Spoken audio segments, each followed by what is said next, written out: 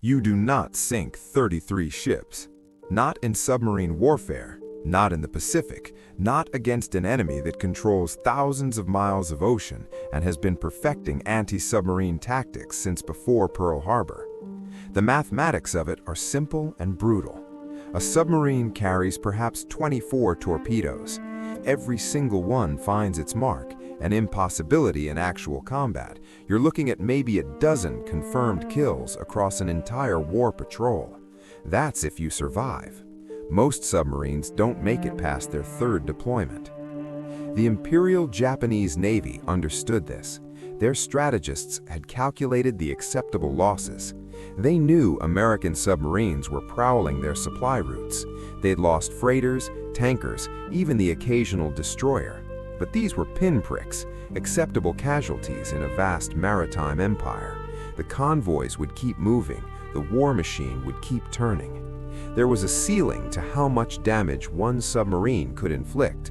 The Japanese Navy believed this as surely as they believed the sun would rise. But in 1943, one boat and one commander was about to shatter that ceiling so completely that Japanese naval intelligence would refuse to believe their own casualty reports. His name was RichardOKane, 33 years old, from New Hampshire, a 1934 Naval Academy graduate who'd spent his early career on surface ships before volunteering for the submarine service in 1938. By the time America entered the war, O'Kane had already established himself as the executive officer aboard USS Wahoo under the legendary commander Dudley "Mush" Morton. What made O'Kane different wasn't just his tactical mind, though that was exceptional. It was his obsession with efficiency. While other submarine commanders fired torpedoes from maximum distance and hoped for hits, O'Kane studied every miss, every malfunction, every wasted shot.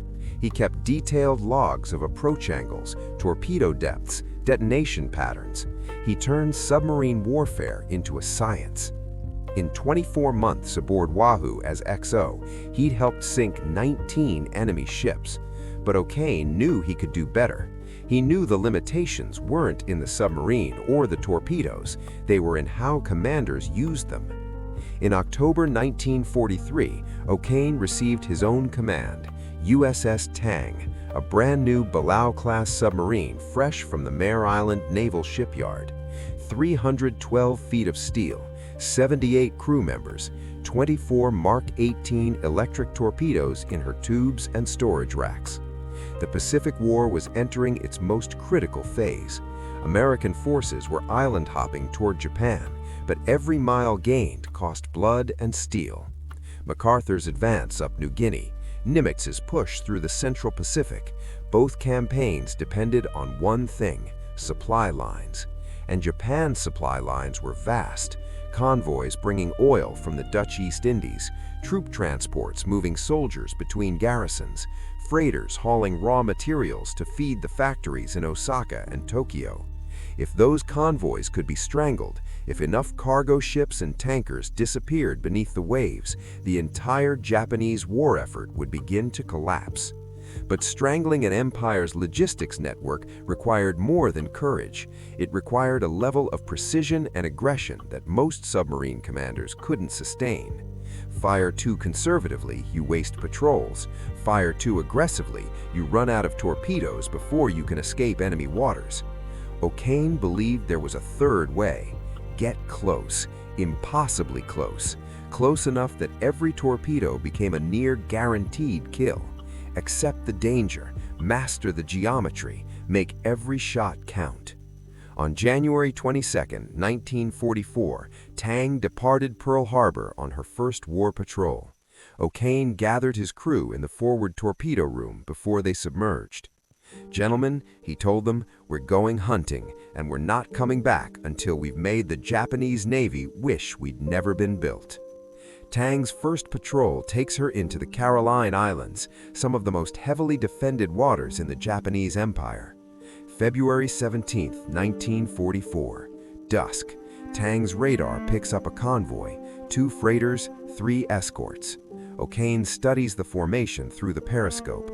The destroyers are running a standard zigzag pattern, predictable, exploitable.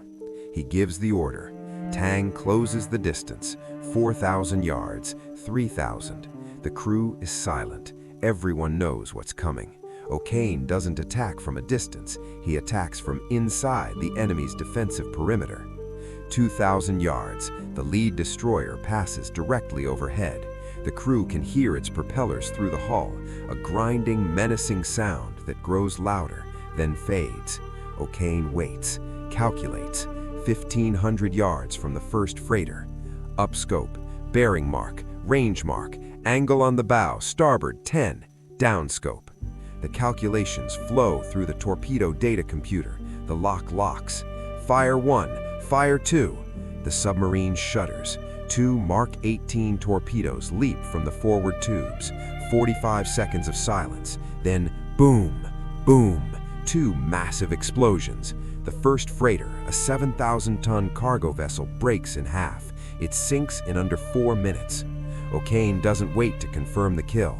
He's already pivoting Tang toward the second target. The escorts are racing toward the explosion, trying to find him, but Tang is electric-powered while submerged, nearly silent. She slips past them like a ghost.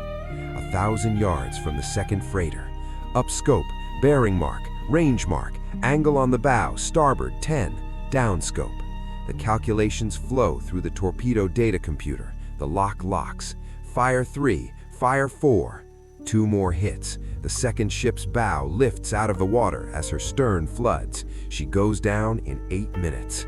2 ships, 4 torpedoes, 0 wasted shots. The Japanese escorts drop depth charges for the next 3 hours, but they're hunting a mile away from Tang's actual position. O'Kane has already withdrawn to deep water.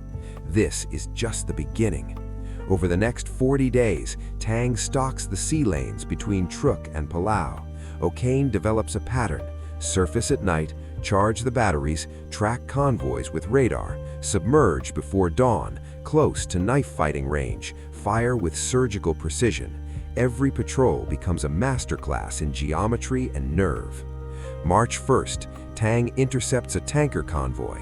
O'Kane fires 6 torpedoes, 6 hits. 2 10,000-ton tankers go down.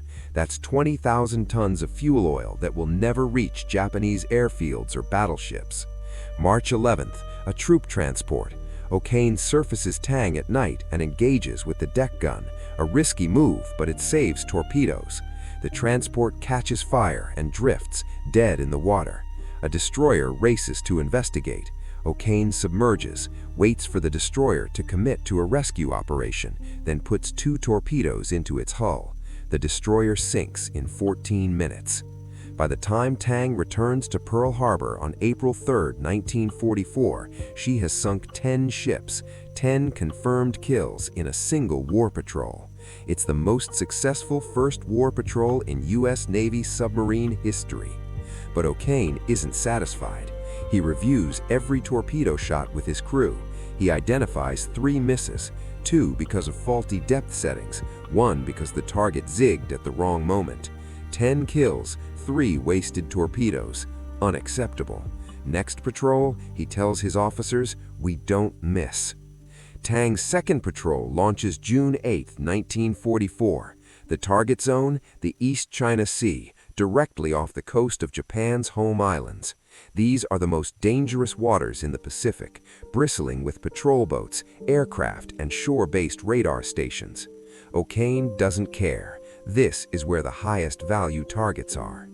June 24th, Tang spots a convoy, 4 large cargo ships, 2 destroyers, 1 light cruiser. Japanese military intelligence has begun routing convoys with heavier escorts. They've noted counting losses. They're adapting, but they're not adapting fast enough. O'Kane studies the formation. Cruiser is in the center, surrounded by the freighters. The destroyers are running wide arcs on the flanks. It's a defensive formation designed to create a protected corridor. O'Kane decides to attack the corridor from the side. Tang surfaces in broad daylight, then dives to periscope depth. It runs at flank speed, submerged, directly toward the convoy's center. It's insane. Submarines don't charge into the middle of enemy formations, but O'Kane has calculated the angles. The destroyer's sonar can't track him if he stays in the convoy's acoustic shadow. The